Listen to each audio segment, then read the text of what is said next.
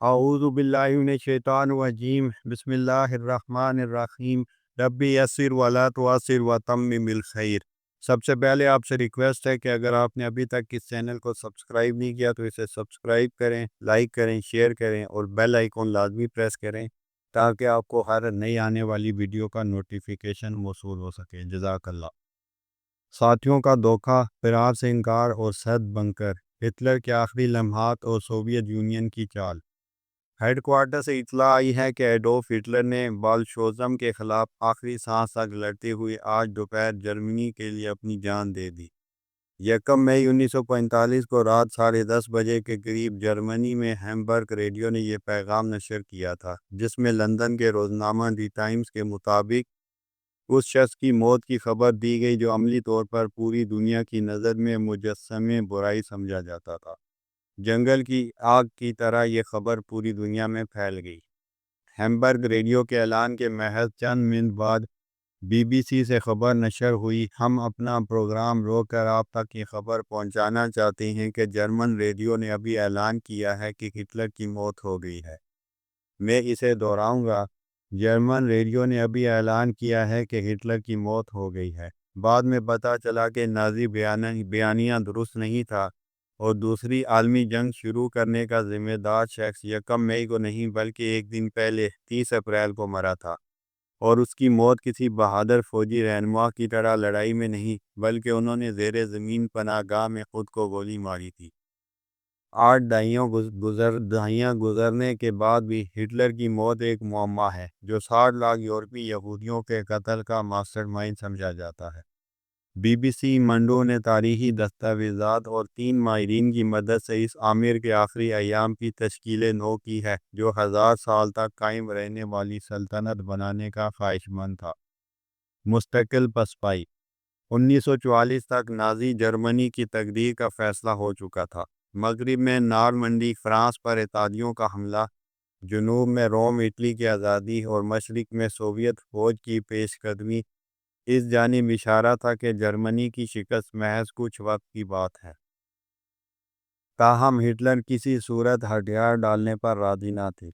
German مورخ Harold سینڈنر نے be B C Mandu کو بتایا کہ 21 نومبر 1944 کو وہ وولفس لیئر موجودہ پولینڈ میں سے نکلے اور بذریعہ ٹرین مغرب میں اڈلر ہورسٹ بیلجیم اور لکسمبرگ کی سرحد کے قریب میں واقع اپنے ہیڈ کوارٹر گئے، جہاں سے انہوں نے آرڈیننس کے حملے کی قیادت کی۔ آپریشن کی ناکامی کے بعد ہٹلر 16 جنوری 1945 کو برلن واپس آ گئے۔ سینڈنر اس کی تصدیق کرتے ہیں۔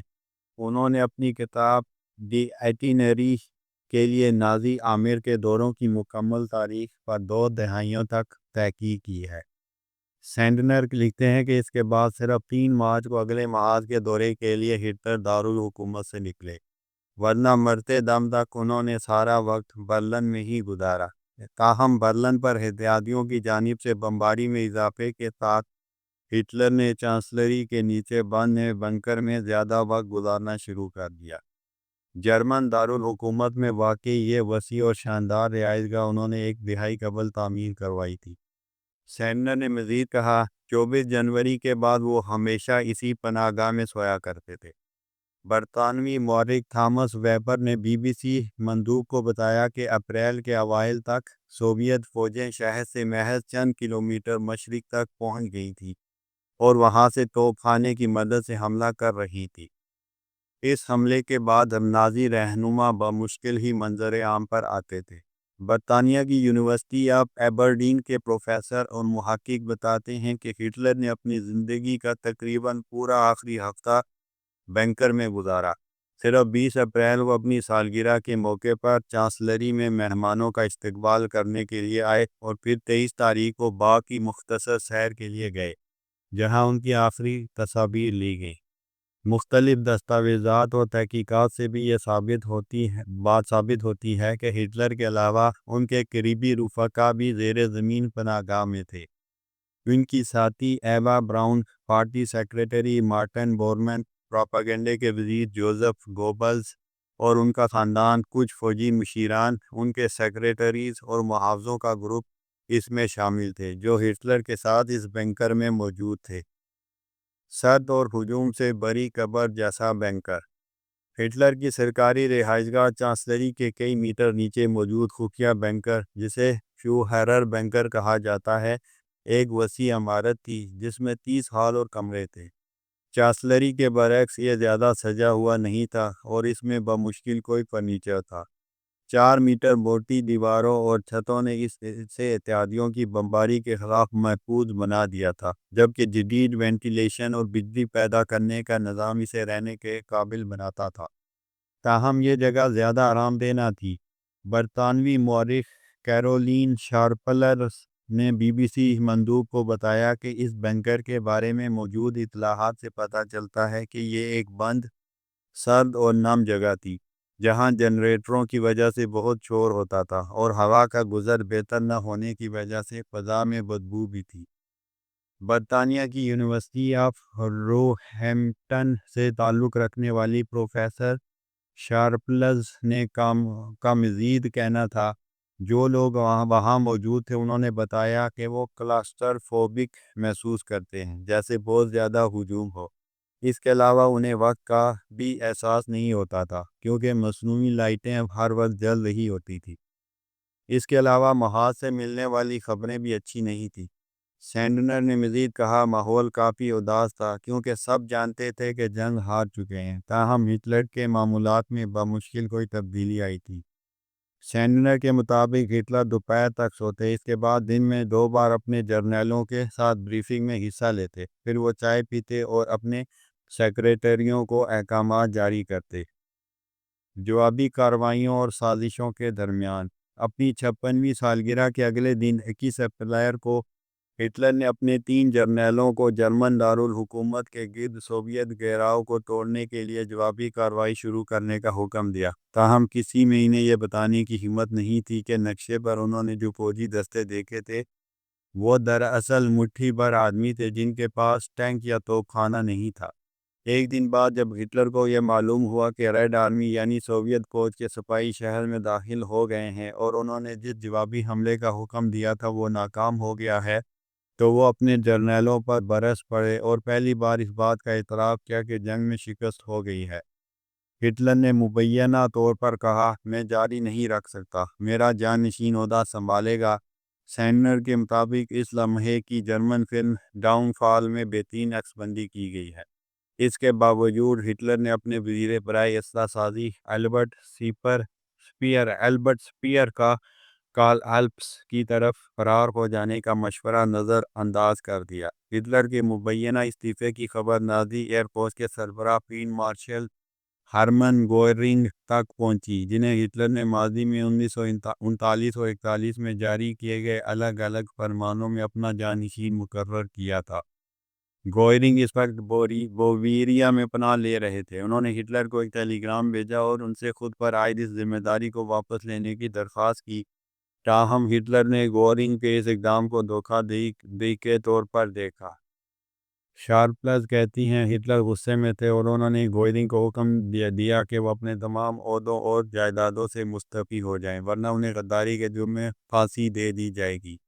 لیکن یہ واحد دھوکہ نہیں تھا۔ 28 اپریل کو ہٹلر کو اطلاع ملی کہ SS کے رہنما ہینریچ ہملر نے سویڈن کے سفارتکاروں سے بات کی ہے اور ان سے امریکیوں اور برطانویوں کے ساتھ مذاکرات میں سہولت کاری کی درخواست کی ہے۔ دوسری عالمی جنگ کے دوران برطانیہ کے کاؤنٹر انٹیلیجنس ڈویژن کے سابق سربراہ گائے لیڈل کی ایک رپورٹ کے مطابق ہٹلر نے کہا، سب نے مجھ سے جھوٹ بولا، سب نے مجھے دھوکہ دیا، کسی نے مجھے سچ نہیں بتایا، مسلح افواج نے مجھ سے جھوٹ بولا اور اب SS نے مجھے چھوڑ دیا ہے۔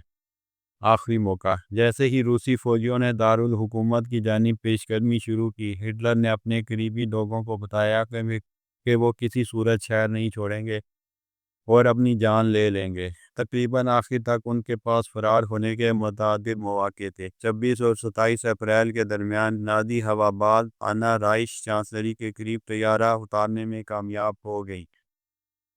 سینڈنر کہتے ہیں، وہ ہوائی جہاز میں بھاگ سکتے تھے یا اس سے پہلے بھی، لیکن انہوں نے جان بوجھ کر ایسا نہیں کیا۔ کیونکہ ان کا ماننا تھا کہ ریاست کے سربراہ کے طور پر انہیں ہر ممکن حد تک دارالحکومت میں رہ کر لڑنا چاہیے۔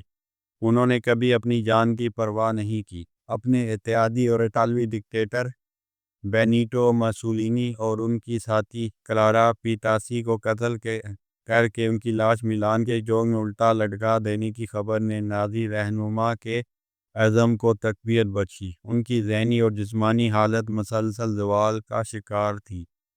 شارپلز ہٹلر نے کے باڈی گارڈ کی گواہی کا حوالہ دیتے ہوئے کہتی ہیں، ہم جانتے ہیں کہ جیسے جیسے فوجی حالات خراب ہوتے گئے، ہٹلر کا حوصلہ بھی ٹوٹتا گیا۔ سابق ایجنٹ کے مطابق ہٹلر کے چہرے پر خوف اور الجھن نمایاں تھی، ایک دیوانے جیسی خالی نگاہوں سے دیکھتے اور ان کی آواز بھی بمشکل سنائی دیتی۔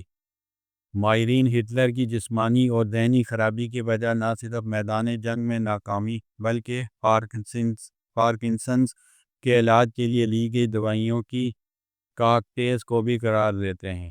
ایک اور غیر متوقع اقدام میں 29 اپریل کو ہٹلر نے ایوا براؤن سے شادی کر لی، لیکن شادی کا جشن منانے کے بجائے انہوں نے بنکر میں موجود لوگوں کو الوداع کہنا شروع کر دیا اور پھر اپنے سیکرٹری کو اپنی سیاسی وصیت لکھوائی۔